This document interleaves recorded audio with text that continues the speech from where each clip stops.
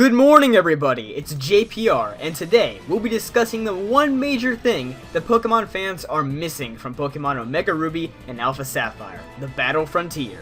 Now, many people have already speculated that the Battle Frontier will be DLC for these games in the future, mainly due to the hints that are given by the NPCs that it's still being built. But what other evidence can back up that theory besides the NPCs? Well, for starters, there's the Battle Maison. The Battle Maison was a facility that was supposedly exclusive to Kalos, but in these games, it was written in that the sisters who run the Maison are actually from Hoenn. Do I believe that? Not really. It's most likely a cover-up that Game Freak wrote in to give a reason for the Maison to exist in Hoenn. In addition, when you take the Maison challenge, you may notice that all the trainers you battle against are the trainer classes from X and Y, not Omega Ruby and Alpha Sapphire. I mean, what sense does that make? The sisters just pick up the Maison and all the people in Kalos and then just set them down to Hoenn?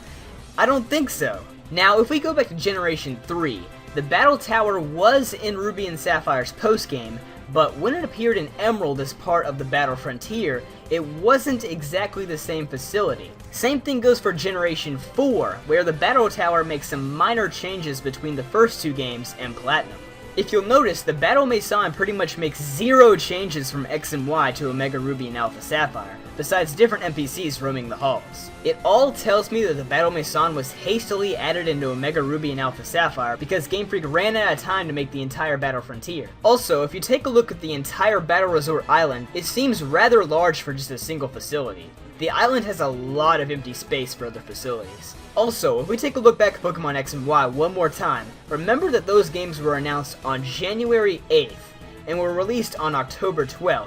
That basically gave Game Freak a clean 10 months to change anything about the games that they didn't like, assuming most of the game was already finished. With Omega Ruby and Alpha Sapphire, these games were revealed on May 7th, and then were released on November 21st.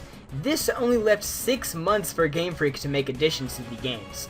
Also, since the November 21st release date was likely chosen to celebrate the 12th birthday of Pokemon Ruby and Sapphire, it's possible the producers may have been rushing to meet that release date to begin with, which makes it probable that something had to get left out of the games. So with all of these reasons all stacked on top of the illusion that the Battle Frontier is still being built, I think there's a high chance for us to get a big update that will bulldoze the Battle Maison and give us the Frontier within a few months. What do you guys think? Be sure to rate, comment, subscribe, and I'll see you guys next time.